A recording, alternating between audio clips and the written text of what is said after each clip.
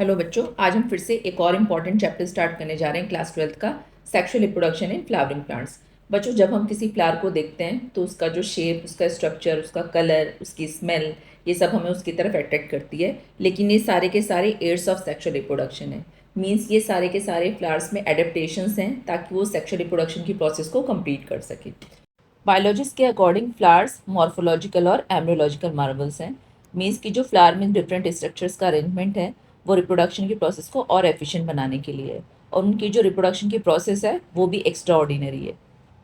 बच्चों, रिप्रोडक्शन को हम 3 इवेंट्स में डिवाइड कर सकते हैं: pre fertilization, fertilization and post fertilization. Pre fertilization में होता है gametogenesis and gamete transfer. Gametogenesis में मेल एंड फीमेल गैमेट की फॉर्मेशन एंड गैमेट ट्रांसफर में पॉलिनेशन। सेकेंड इवेंट है हमारा फर्टिलाइजेशन, जो कि एंजियोस्पर्म्स के केस में डबल फर्टिलाइजेशन है, जिसमें हम पढ़ेंगे सिनगैमी मीन्स जाइगोट की फॉर्मेशन एंड ट्रिपल फ्यूजन यानी एंडोस्पर्म की फॉर्मेशन। और थर्ड इवेंट है हमारा पोस्ट फर्टिलाइजेशन, जिसमें हम पढ़ेंगे एंडोस्पर्म का development, embryo development, seed formation and fruit formation. बच्चों, ये वाला चैप्टर हम 2 पार्ट्स में डिवाइड करेंगे। पार्ट 1 में हम प्री फर्टिलाइजेशन इवेंट्स करेंगे और सेकेंड पार्ट में हम कंप्लीट करेंगे fertilization and post fertilization events. तो बच्चों, हम फ्लावर के स्ट्रक्चर से स्टार्ट करते हैं चैप्टर। तो एक फ्लावर में 4 वॉल्स और स्ट्रक्चर्स प्रेजेंट होते हैं: calyx, Corolla, androecium and gynoecium. Calyx मतलब सेपल्स, जो कि ग्रीन लीफ लाइक स्ट्रक्चर्स होते हैं जो बर्ड कंडीशन में फ्लावर को प्रोटेक्ट करके रखते हैं। कोरोला मतलब पेटल्स, जो कलरफुल होते हैं और इंसेक्ट्स को अट्रैक्ट करते हैं पॉलिनेशन के लिए। एंड्रोशियम कंटेन करता है स्टैमेंस, जो मेल रिप्रोडक्टिव स्ट्रक्चर है, और गाइनोशियम कंटेन करता है कार्पल्स और पिस्टल्स, जो फीमेल रिप्रोडक्टिव स्ट्रक्चर है। बच्चों, फ्लावर की फॉर्मेशन से पहले ही प्लांट में हार्मोनल और स्ट्रक्चरल चेंजेस स्टार्ट हो जाते हैं। इसके बाद फ्लावर की फॉर्मेशन होती है, और इसके बाद मेल और फीमेल रिप्रोडक्टिव स्ट्रक्चर जो फ्लावर के अंदर प्रेजेंट हैं उनका डेवलपमेंट स्टार्ट होता है। तो सबसे पहले हम पढ़ते हैं मेल रिप्रोडक्टिव स्ट्रक्चर और स्टेमेन। बच्चे, स्टेमेन 2 पार्ट्स में डिवाइडेड होता है। इसमें एक लॉन्ग स्टॉक प्रेजेंट होती है जिसको हम फिलामेंट बोलते हैं, और फिलामेंट के ऊपर अटैच्ड होता है एक बाइलोब्ड स्ट्रक्चर जिसको हम एंथर बोलते हैं। अगर हम डिफरेंट फ्लावर्स और प्लांट्स के स्टेम्स की लेंथ और नंबर को ऑब्जर्व करें बच्चों, तो हमें डिफरेंट वेरिएशंस दिखाई देते हैं। अब हम देखते हैं एक एंथर का स्ट्रक्चर। तो बच्चों, यहाँ पे डायग्राम गिवन है। एक एंथर बाइलोब्ड स्ट्रक्चर होता है, यानी कि 2 लोब होते हैं इसमें, right lobe and left lobe, और एक लोब के अंदर 2 थीका प्रेजेंट होते हैं, यानी कि एक एंथर डाइथीकस होता है नेचर में। बच्चों, अगर हम एंथर को ध्यान से ऑब्जर्व करें तो एक लॉन्गिट्यूडनल ग्रूव दिखाई देती है हमें एंथर में, जो 2 थीका को सेपरेट करती है। अब हम देखते हैं एक एंथर का ट्रांसवर्स सेक्शन कट करके। तो अगर हम एक एंथर का सेक्शन कट करके देखते हैं बच्चों, तो हमें 4 साइडेड स्ट्रक्चर दिखाई देता है, टेट्रागोनल स्ट्रक्चर दिखाई देता है, जिसमें हर कॉर्नर पे एक माइक्रोस्पोरेंजिया प्रेजेंट होता है, यानी कि एक लोब में 2 माइक्रोस्पोरेंजिया प्रेजेंट होते हैं और पूरे एंथर में 4 माइक्रोस्पोरेंजिया प्रेजेंट होते हैं, यानी कि एक एंथर टेट्रास्पोरेंजिएट स्ट्रक्चर है। बच्चों, एक बार फिर से देखते हैं। तो प्लांट्स में जो मेल रिप्रोडक्टिव स्ट्रक्चर है वो स्टेमेन है। एक स्टेमेन 2 पार्ट्स में डिवाइडेड होता है। एक लॉन्ग स्टॉल्क होती है जिसको हम फिलामेंट बोलते हैं, और फिलामेंट के ऊपर अटैच्ड होता है एक बाइलोब्ड स्ट्रक्चर जिसको हम एंथर बोलते हैं। एंथर के हर लोब में 2 थीका प्रेजेंट होते हैं, यानी कि एंथर डाइथीकस होता है नेचर में। अगर हम एंथर का ट्रांसवर्स सेक्शन कट करें तो हमें 4 साइडेड स्ट्रक्चर दिखाई देता है, और हर कॉर्नर पे हमें 4 माइक्रोस्पोरेंजिया दिखाई देते हैं, यानी कि जो एंथर है वो टेट्रास्पोरेंजिएट स्ट्रक्चर है। माइक्रोस्पोरेंजिया डेवलप होकर कन्वर्ट हो जाते हैं पॉलन सेक्स में, और पॉलन सेक्स के अंदर फिर फिल्ड होते हैं पॉलन ग्रेन्स। यहाँ पे बच्चों एंथर का टीएस गिवन है, यानी कि 4 साइडेड स्ट्रक्चर गिवन है जहाँ पे 4 माइक्रोस्पोरेंजिया प्रेजेंट है कॉर्नर्स पे। अगर हम एक माइक्रोस्पोरेंजियम को देखें तो ये एक सर्कुलर स्ट्रक्चर है जिसमें 4 लेयर्स प्रेजेंट होती हैं: epidermis, endothecium, middle layer and tapetum. जो आउटर 3 लेयर्स हैं बच्चों, epidermis, endothecium and middle layer, इनका फंक्शन होता है प्रोटेक्शन प्रोवाइड करना और एंथर के डाइसेस में हेल्प करना, यानी कि पॉलन ग्रेन्स के रिलीज होने में हेल्प करना। जो इनर मोस्ट लेयर है बच्चों टेपेटम, ये डेवलपिंग पॉलन ग्रेन्स को न्यूट्रिशन प्रोवाइड करती है, और इसकी कुछ प्रॉपर्टीज़ भी हैं कि इनका जो साइटोप्लाज्म है वो डेंस होता है और इसके अंदर एक से ज़्यादा न्यूक्लियस प्रेजेंट होता है, यानी कि ये सीनोसाइटिक इन नेचर होता है टेपेटम। चारों माइक्रोस्पोरेंजियम के सेंटर में प्रेजेंट होती हैं कुछ कॉम्पैक्टली अरेंज होमोजीनियस सेल्स, जिनको हम बोलते हैं स्पोरोजीनस टिश्यू, जो हेल्प करती हैं माइक्रोस्पोरोजेनेसिस में, जो है हमारी नेक्स्ट हेडिंग। तो बच्चों, अब हम करते हैं माइक्रोस्पोरोजेनेसिस, यानी process of formation of microspores. बच्चों, जो स्पोरोजीनस टिश्यू प्रेजेंट होता है हर माइक्रोस्पोरेंजियम में, उसकी हर एक सेल एक पोटेंशियल पॉलन मदर सेल और माइक्रोस्पोर मदर सेल होती है। पॉलन मदर सेल और माइक्रोस्पोर मदर सेल ये एक डिप्लॉयड स्ट्रक्चर है, तो मियोसिस डिवीजन के बाद ये कन्वर्ट हो जाएंगे 4 माइक्रोस्पोर्स में। पहले होगा मियोसिस 1, फिर हमें 2 सेल्स मिलेंगी। मियोसिस 2 के बाद मिलेगा हमें माइक्रोस्पोर टेट्राड, यानी कि 4 माइक्रोस्पोर जो कि हैप्लॉयड स्ट्रक्चर्स हैं। पहले ये माइक्रोस्पोर्स एक दूसरे से कनेक्टेड रहेंगे, लेकिन जब ये मेच्योर हो जाएंगे और डिहाइड्रेट हो जाएंगे तो ये चारों कन्वर्ट हो जाएंगे 4 पॉलन ग्रेन्स में। बच्चों, एक माइक्रोस्पोर एंजिन में थाउजेंड्स ऑफ माइक्रोस्पोर्स और पॉलन ग्रेन्स प्रेजेंट होते हैं। जब एंथर का डाइसेंस होता है तो ये सारे के सारे पॉलन ग्रेन्स बाहर रिलीज आउट हो जाते हैं। बच्चों, एक बार फिर से देख लेते हैं माइक्रोस्पोरोजेनेसिस की प्रोसेस को। तो ये प्रोसेस स्टार्ट होती है स्पोरोजेनस टिश्यू से, जो कि माइक्रोस्पोरेंजियम के सेंटर में प्रेजेंट होता है। इसकी हर एक सेल माइक्रोस्पोर मदर सेल या पॉलन मदर सेल की तरह बिहेव करती है। पॉलन मदर सेल में होता है मियोसिस डिवीजन, जिसके बाद ये कन्वर्ट हो जाती है माइक्रोस्पोर टेट्राड में, जिसमें प्रेजेंट होते हैं 4 माइक्रोस्पोर्स जो कि हैप्लॉयड स्ट्रक्चर्स हैं। ये माइक्रोस्पोर जब एंथर मैच्योर हो जाता है और डिहाइड्रेट हो जाता है तो ये कन्वर्ट हो जाते हैं 4 पॉलन ग्रेन्स में। नेक्स्ट हेडिंग है पॉलन ग्रेन, जो कि मेल गैमेटोफाइट को रिप्रेजेंट करता है प्लांट्स में। बच्चों, अगर हम हिबिस्कस के एंथर्स को टच करते हैं तो एक येलो कलर का पाउडर हमारी फिंगर्स पे लग जाता है। तो वो जो येलो कलर का पाउडर होता है वो हिबिस्कस के पॉलन ग्रेन्स होते हैं। हम एक स्लाइड पे उस पाउडर को रख सकते हैं, उसमें अगर हम एक वाटर की ड्रॉप डाल दें और फिर उसको माइक्रोस्कोप में देखें तो हमें उसके पॉलन ग्रेन्स का स्ट्रक्चर दिखाई देगा। ये हमारा प्रैक्टिकल भी है क्लास 12th में। अब आते हैं बच्चों हम स्ट्रक्चर ऑफ पॉलन ग्रेन पे। तो एक पॉलन ग्रेन 2 लेयर्स कंटेन करता है, एक्साइन एंड इंटाइन।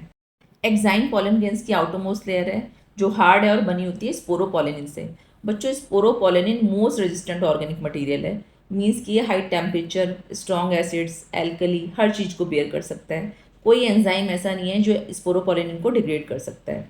इसीलिए पॉलन ग्रेन्स हमें फॉसिल फॉर्म में भी मिलते हैं। अब कहीं कहीं पे ये एक्साइन एब्सेंट होती है पॉलन ग्रेन्स में, यानी कि स्पोरोपोलेनिन एब्सेंट होता है, तो उन जगहों को बोलते हैं जर्म पोर्स।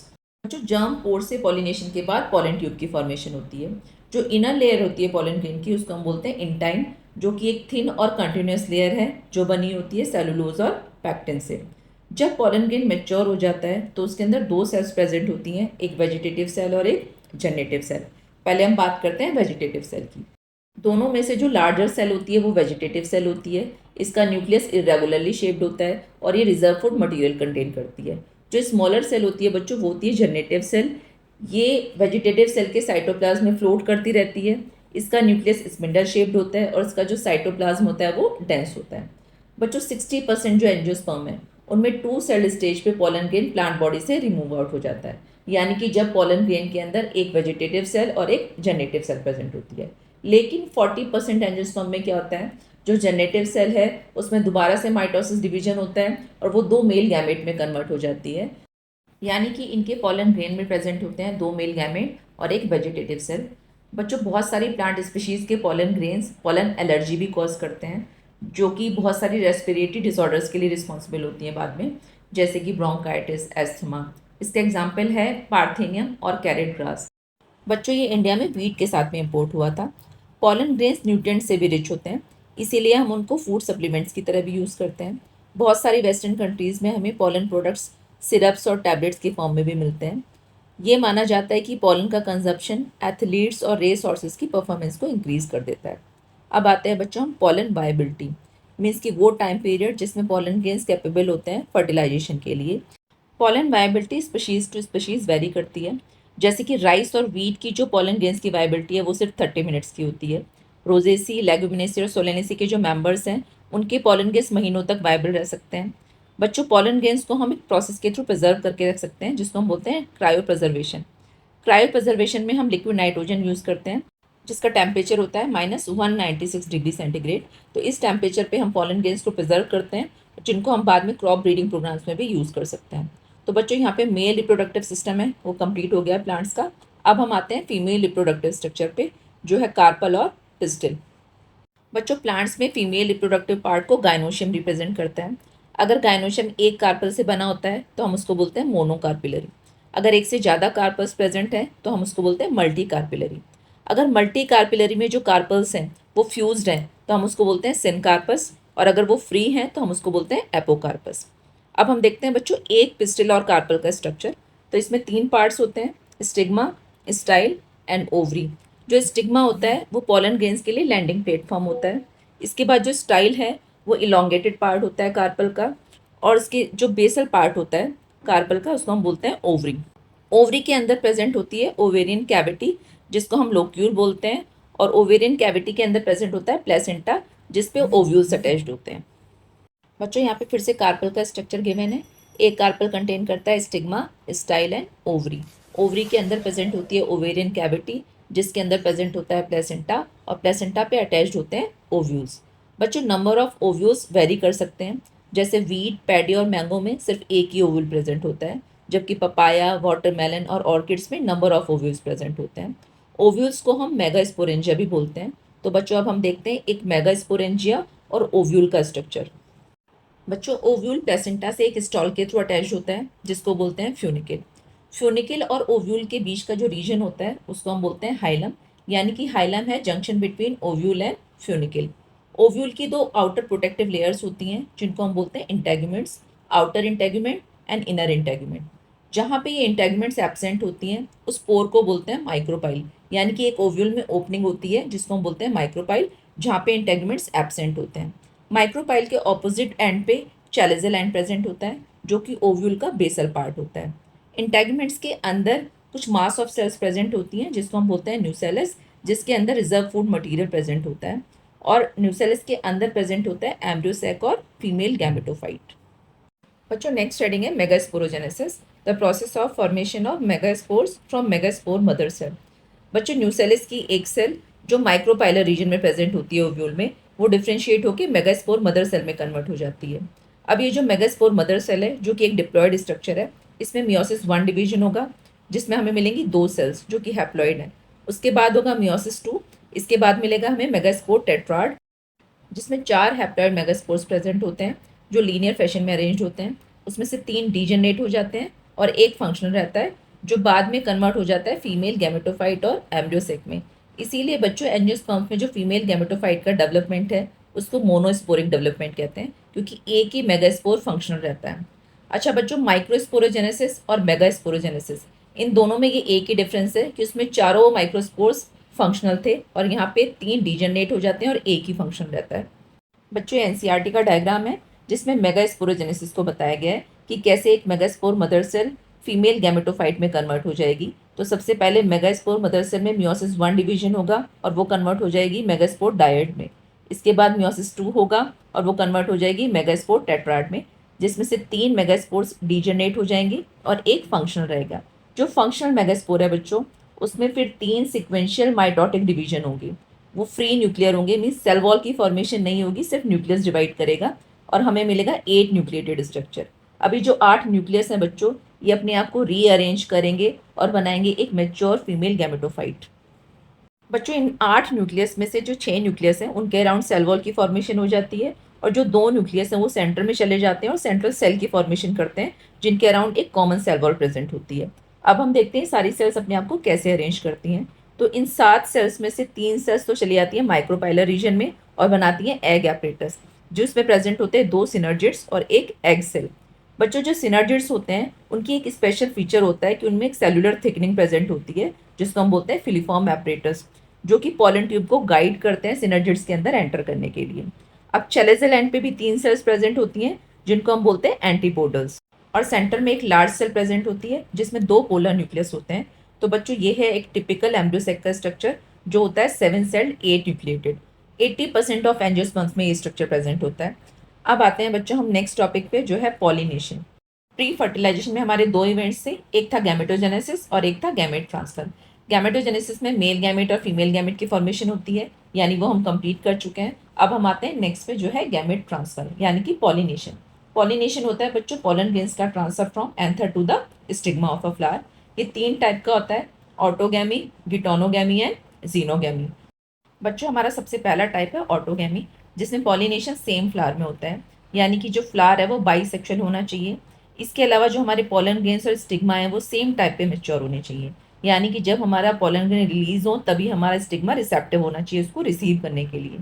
सेकेंड टाइप है बच्चों गिटोनोगैमी, जिसमें प्लांट एक है लेकिन फ्लावर 2 हैं, यानी कि एक फ्लावर से प्लांट के दूसरे फ्लावर में जो ट्रांसफर होंगे पोलन ग्रेन्स, उसको हम बोलते हैं गिटोनोगैमी। लेकिन ये जेनेटिकली ऑटोगैमी की तरह सिमिलर है, क्योंकि प्लांट हमारा सेम है। नेक्स्ट टाइप है बच्चों हमारा जीनोगैमी, जिसमें प्लांट्स डिफरेंट हो गए, यानी कि एक प्लांट के फ्लावर से दूसरे प्लांट के फ्लावर में अगर पॉलन ग्रेन्स का ट्रांसफर हो रहा है तब हम उसे बोलेंगे जीनोगेमी। ये जेनेटिकली डिफरेंट होते हैं।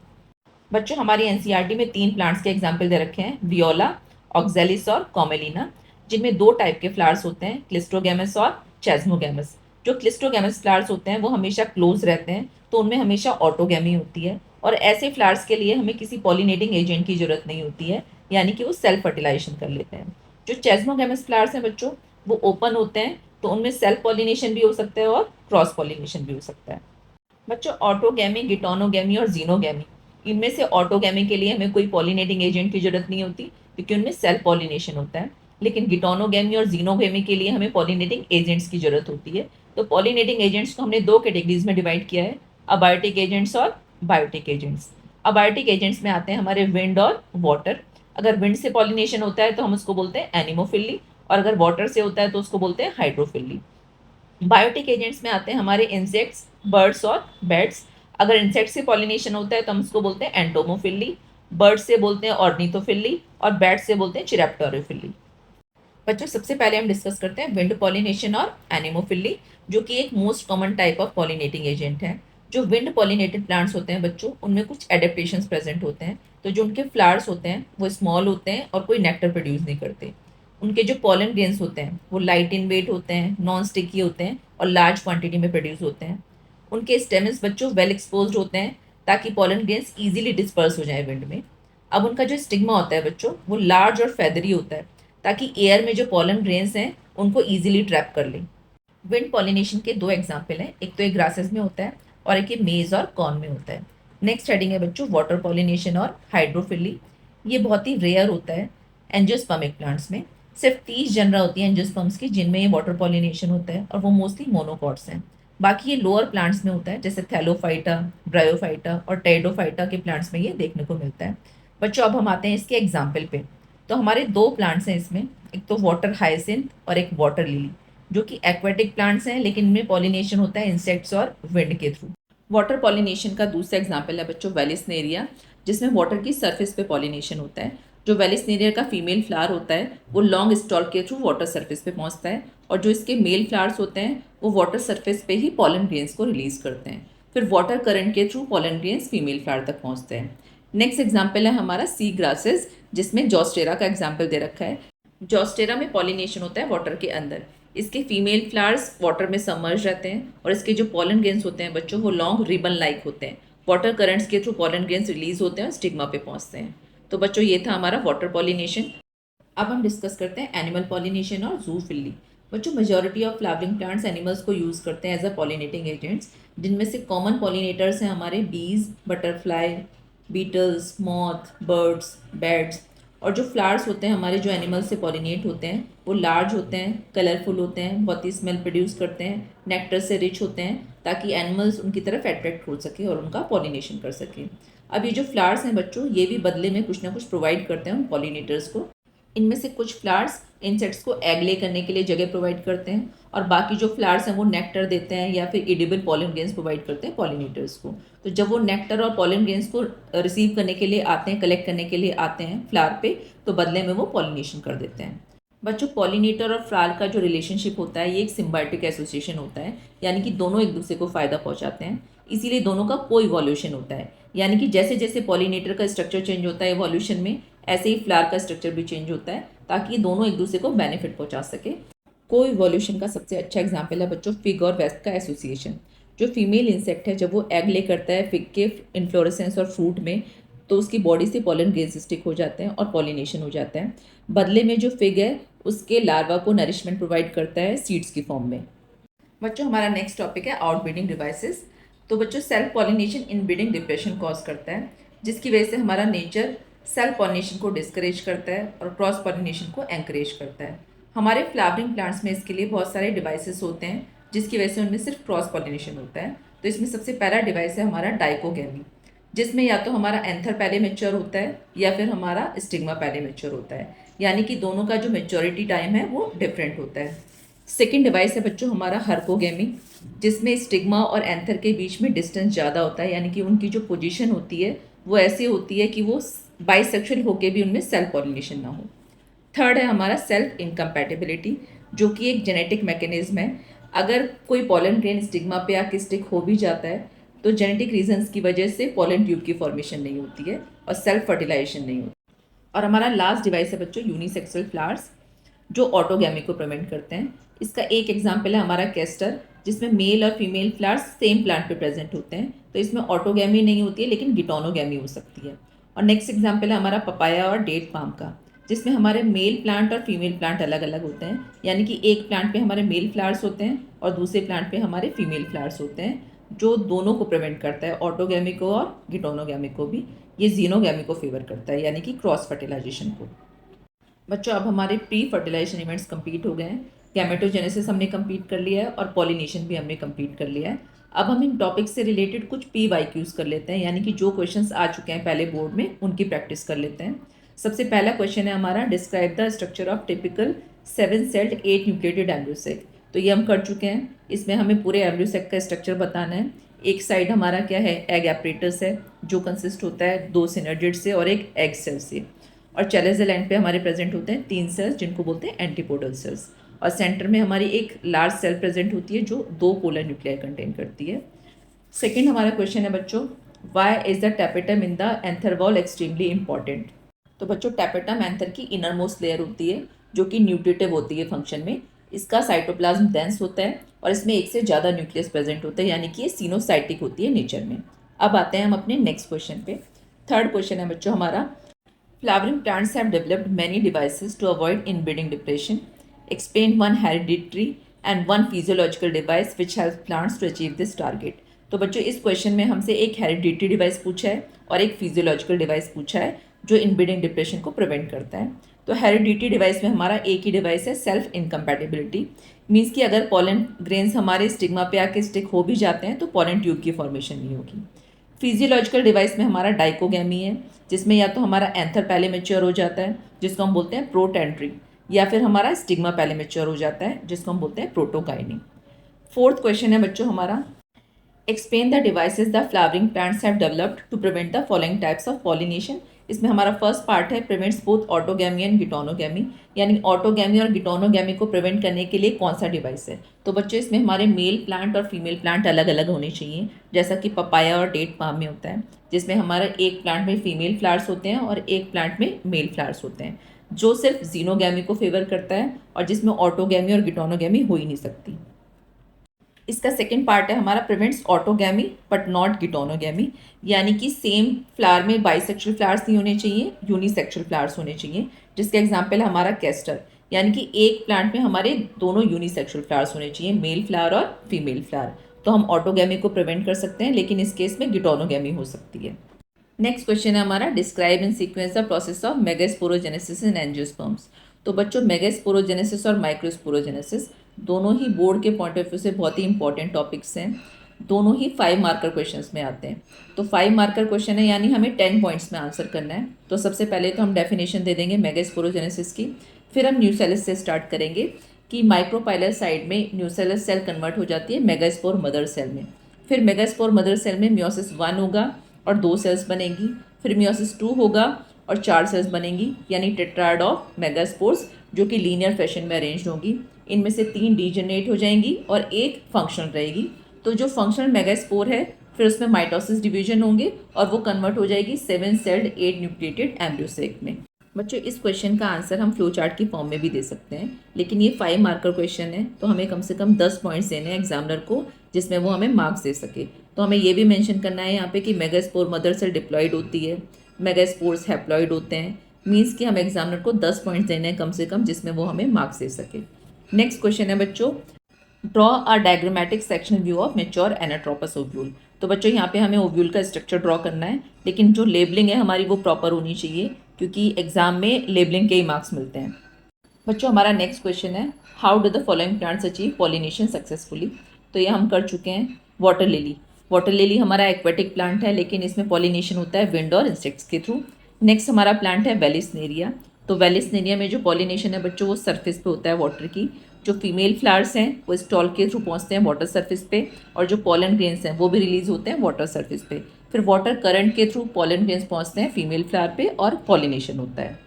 लास्ट क्वेश्चन है बच्चों हमारा, why does endosperm development preceded embryo development in angiosperm seeds. Means कि एंडोस्पर्म का डेवलपमेंट पहले क्यों हो जाता है एम्ब्रियो के डेवलपमेंट से। तो बच्चों हमें पता है कि एंडोस्पर्म क्या है, एक न्यूट्रिटिव टिश्यू है, तो इसीलिए एम्ब्रियो का डेवलपमेंट बाद में होता है, क्योंकि एंडोस्पर्म एम्ब्रियो को न्यूट्रिशन प्रोवाइड करता है। बच्चों यहाँ पे हमारा जो चैप्टर का फर्स्ट पार्ट है वो कंप्लीट हो गया है, जिसमें हमने प्री फर्टिलाइजेशन इवेंट्स किए हैं, यानी कि हमने गैमेटोजेनेसिस और गैमेट ट्रांसफ़र यानी पॉलिनेशन कंप्लीट किया है। आउटब्रीडिंग डिवाइसेस भी हमने इसमें कंप्लीट कर लिया है। इसके बाद हमने इन टॉपिक्स से रिलेटेड PYQs भी कंप्लीट कर लिए हैं। नेक्स्ट पार्ट में हम करेंगे बच्चों फर्टिलाइजेशन और पोस्ट फर्टिलाइजेशन इवेंट्स। जो भी टॉपिक्स हमने फर्स्ट पार्ट में कंप्लीट किए हैं बच्चों, उनके नोट्स का लिंक मैं डिस्क्रिप्शन बॉक्स में डाल रही हूँ, तो जिन भी बच्चों को नोट्स चाहिए वो वहाँ से ले सकते हैं।